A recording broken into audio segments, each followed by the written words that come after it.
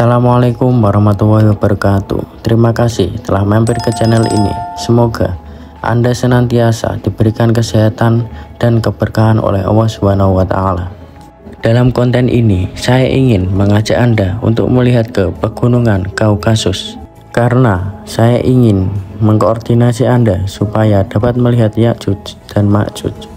Jika hanya dengan mengatakan bahwa Ya'juj dan Ma'juj itu Kristen Eropa dan Yahudi Eropa, itu tidaklah cukup. Karena di antara orang Kristen Eropa dan Yahudi Eropa ada yang menjadi Muslim. Jangan sampai salah dengan mengatakan bahwa semua orang Yahudi dan orang Kristen adalah musuh kita. Jangan sampai terjebak dalam jebakan itu. Kita harus menggali lebih dalam untuk mencoba mencari tahu siapa Ya'juj dan Ma'juj. Kita harus melihat ke pegunungan Kaukasus, dan di sana, di pegunungan Kaukasus, kita harus menemukan kelompok yang memiliki kekuatan, yaitu orang-orang yang kekuatannya lebih besar dari kekuatan manapun di dunia pada saat itu. Kemudian kita harus menemukan orang-orang yang pada akhirnya akan pindah dari utara dan pindah ke Yerusalem. Setelah wafatnya Nabi Muhammad SAW, sesuatu yang misterius terjadi di bagian dunia itu, yang merupakan fakta yang telah dilupakan oleh para sejarawan. Sebuah bangsa yang bernama Khazar memilih untuk memeluk agama Yahudi, dan dunia menyaksikan untuk pertama kalinya bahwa orang non-Semit menjadi Yahudi. Penelitian genetik tersedia di internet yang dapat dibaca siapa saja. Ada juga konferensi medis yang diadakan untuk mempelajari komposisi genetik orang-orang ini. Mereka memiliki genetik yang unik dari seluruh umat manusia. Tidak ada orang di dunia ini yang sama dengan mereka.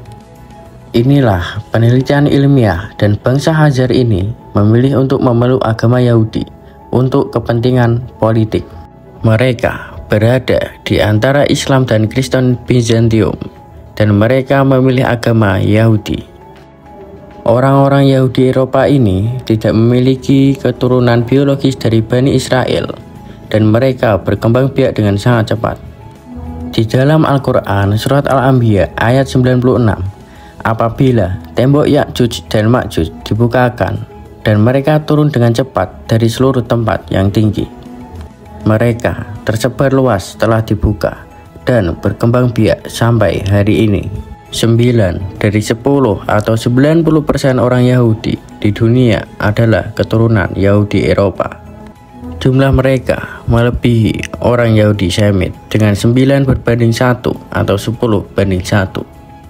Orang-orang Yahudi Eropa ini, jika Anda melihat pada daftar nama pemenang hadiah Nobel untuk sains, sastra, atau kategori apapun, Anda akan menemukan bahwa orang-orang ini jauh melebihi umat manusia lainnya dalam kecerdasan, intelektual, prestasi akademik, dan penelitian ilmiah. Mereka adalah bangsa yang berbeda dari umat manusia lainnya. Kemudian Anda mengetahui bahwa orang-orang Khazar ini memeluk agama Yahudi. Bangsa Khazar ini tidak hanya memeluk agama Yahudi, tetapi juga memeluk agama Kristen. Jadi bangsa Khazar menyusup ke kamp Yahudi dan menyusup ke kamp agama Kristen. Kemudian dari kelompok Yahudi Khazar dan Kristen Khazar ini, kombinasi aliansi Kristen Yahudi dapat dilacak. Gabungan aliansi Yahudi Kristen Khazar inilah yang akhirnya melahirkan gerakan Zionis. Gerakan Zionis sama sekali tidak ada hubungannya dengan Bani Israel. Itu pada dasarnya dan secara eksklusif adalah pencapaian Eropa.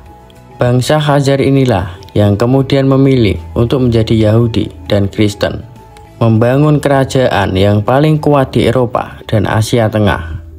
Ketika tentara Islam secara bersamaan berhasil mengalahkan dua kekuatan besar dunia tersebut, yaitu Kerajaan Persia dan Bizantium, dan muncul kekuatan militer terkuat di dunia. Bangsa Khazar telah menghalangi jalan kita agar kita tidak bisa mengalahkan mereka. Sehingga dapat dikatakan bahwa bangsa Khazar menunjukkan kekuatan militer yang tak tertandingi pada saat itu. Dari belahan dunia ini, mereka telah menyebar ke Eropa Timur, Rusia, dan akhirnya menyeberangi laut menuju ke Amerika. Dan merekalah penyebab revolusi yang mengubah Eropa dari agama Kristen hingga peradaban Barat modern. Mereka adalah pencetus Bolshevik Revolution di Rusia dan menjatuhkan agama Kristen di Rusia. Mereka adalah pencetus revolusi Prancis yang akhirnya melumpuhkan kekuatan gereja Kristen. Larangan riba kini telah dibuang dan dilempar ke tong sampah. Dan mereka juga memainkan peran penting dalam penciptaan gerakan Zionis. Bangsa Khazar ini orang Yahudi dan orang Kristen yang sekarang pindah ke Tanah Suci, dibantu oleh Holocaust Yahudi yang aneh dan misterius. Dan sejarah itu akan terungkap nanti di akhirat. Betapa besar keterlibatan mereka dalam Holocaust.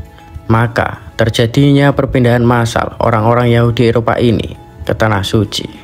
Kita harus ingat lagi, ketika negara Israel terbentuk, siapa yang memegang kekuasaan di Israel? Bukan Yahudi Oriental berkulit gelap. Mereka adalah warga negara kelas 2. Yang berkuasa di Israel adalah orang-orang Yahudi yang berasal dari Eropa, yaitu bangsa Khazar. Nabi Muhammad SAW bersabda, nanti di akhir zaman akan datang Ya'juj dan Ma'juj, dan mereka akan meminum yang namanya Danau Tiberias.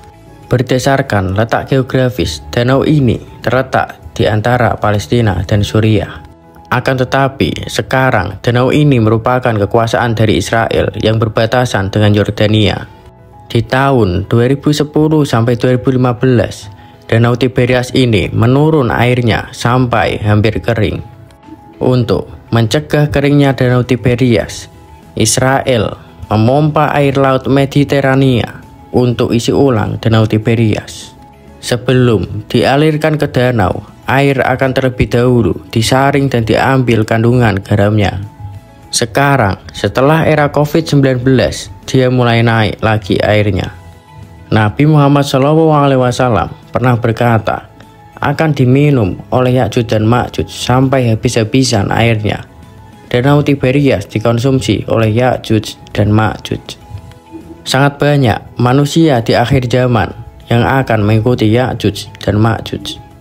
Dan Allah akan membuatmu paham bagaimana proses globalisasi yang dibuat berhubungan dengan Ya'juj dan Ma'juj.